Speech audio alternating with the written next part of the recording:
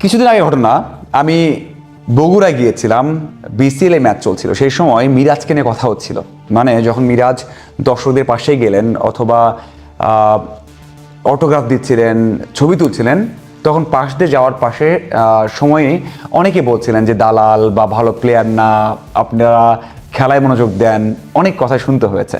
দেখুন, আমি সবসময় বলেছি প্লেয়াররা খারাপ করে, আমি নিজে সমালোচনা করেছি, কিন্তু কখনোই আমি এটাকে অ্যাপ্রিসিয়েট অথবা ভালোভাবে দেখতে পারি না যে আপনি প্লেয়ারদের এভাবে বলছেন। আমি এর আগের বোর্ডের সময় কথা বলেছি যে প্লেয়ারদের দালাল বলা হচ্ছে বা বানানো হচ্ছে, সাথে হচ্ছে তারা কি খাচ্ছে, কি টাকা পাচ্ছে সেটা নিয়ে কথা হচ্ছে।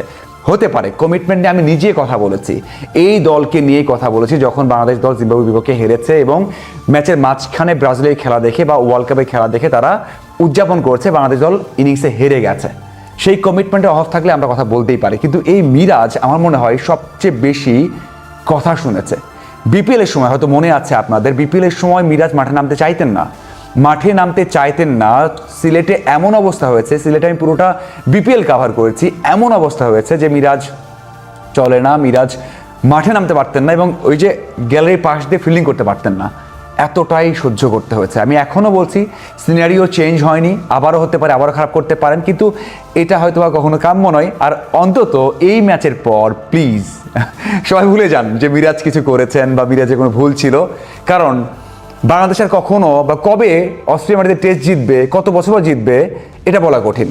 খেলছে বাংলাদেশ দল 23 বছর পর অস্ট্রেলিয়াতে এবং অস্ট্রেলিয়ার বিপক্ষে জবাব দিতে হবে। সেই ম্যাচে আমার চোখে মিরাজ জয়ের নায়ক, মিরাজ ম্যাচ সেরা। হ্যাঁ, ট্রফি, ম্যাচের যে ট্রফিটা আছে, সেই স্মারকটা আছে, সেটা পেয়েছেন হাসান মাহমুদ, 9টা উইকেট নিয়েছেন, কিন্তু আমার চোখে মিরাজ এই ম্যাচের ম্যাচ সেরা, জয়ের নায়ক। এই স্কোর কার্ডটা বলে প্রথম ইনিংসে 65 রান করেছেন। বাংলাদেশ দল যখন 100 রানের লিড পেয়েছে, 106 রানের, তখন নেমেছেন, সেই লিডটাকে 227 বা 28-এ নিয়ে গেছেন মিরাজ।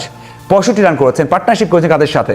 হাসান মাহমুদ, সেখানে তাসকিন, সেখানে তাইজুল, কাদেরকে নিয়ে পার্টনারশিপ করেছেন, কাদের সাথে পার্টনারশিপ করেছেন?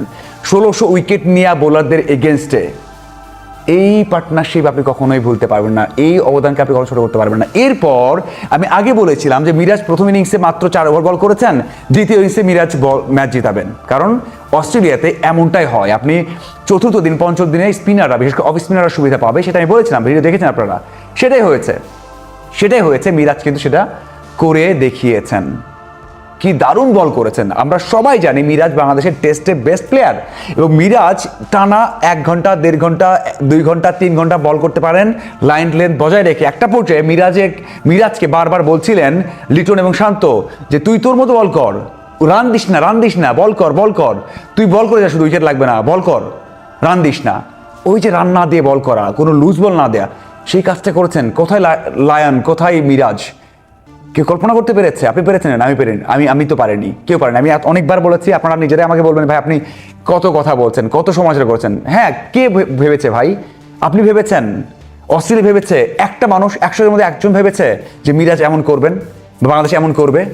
এই যে পারফরমেন্সটা, এটা আপনি কোনোভাবেই ছোট করতে পারবেন না। বাংলাদেশ দলে টি20 এবং ওডিআইতে যেভাবে বাদ পড়েছেন ক্যাপ্টেন্সি থেকে মিরাজ, তারপরে আপনি বলতে পারেন যে ওডিআইতে জায়গা নেই, কিন্তু টেস্টের এই মিরাজকে, এই ইনিংসের এই মিরাজকে, এই ম্যাচের মিরাজকে আপনি কখনোই ভুলতে পারবেন না। এত কথা হয়েছে, এত সমালোচনা হয়েছে, ওই যে কথা হচ্ছে দালাল বা কত কিছু হয়েছে ওই সময়টাতে, ভুলে যান প্লিজ, সবাই ভুলে যান। এই একটা ম্যাচের জন্য, বাংলাদেশকে এত বড় ম্যাচ জেতানোর জন্য আসলে আমরা মিরাজের প্রশংসা করি, একটু প্রশংসা করি। এবং এই ম্যাচের জন্য বাংলাদেশ কেন, মিরাজকেও সবসময় ক্রিকেট অস্ট্রেলিয়া মনে রাখতে বাধ্য তারা। এবং সিনিয়র ক্রিকেটার হয়ে গেছেন, আমার মনে হয় মিরাজ লং টার্ম এই যে টেস্ট খেলা বা বড় দৈর্ঘ্যের খেলাগুলোতে ভালো করেন। দেখুন, ওডিআইতে আমি সবসময় বলি মিরাজ কখনোই সাকিব ছিলেন না, কিন্তু মিরাজের একটা কার্যকারিতা আছে, সব ম্যাচ না খেলেও যখন খেলবেন তখন 8 ওভার থেকে 10 ওভার বল করবেন, রান দিবেন 40-42, 2 উইকেট নেবেন এবং 20-22 রান করবেন। এটা তো বাংলাদেশে কেউ নেই।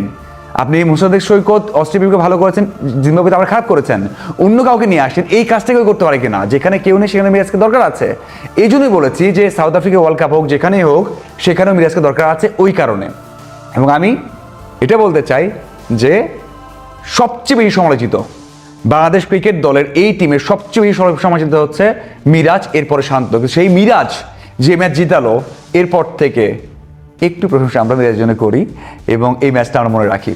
যদিও আমরা টেস্ট খুব একটা মনে রাখি না, টেস্ট পারফরমেন্স মনে রাখি না, তবে এটা মনে রাখি কারণ এই ম্যাচের জন্য শুধু অস্ট্রেলিয়া না, Australia, Bharat, south Africa, New Zealand, England সব জায়গাতেই বাংলাদেশ সমাদৃত হবে এবং অন্য দলগুলো ভয় পাবে। তো এত বড় গর্ব নিয়ে এসে দেওয়া মিরাজকে নিয়ে একটু প্রশংসা আমরা করতেই পারি, গর্ব করতেই পারি। ধন্যবাদ সবাইকে।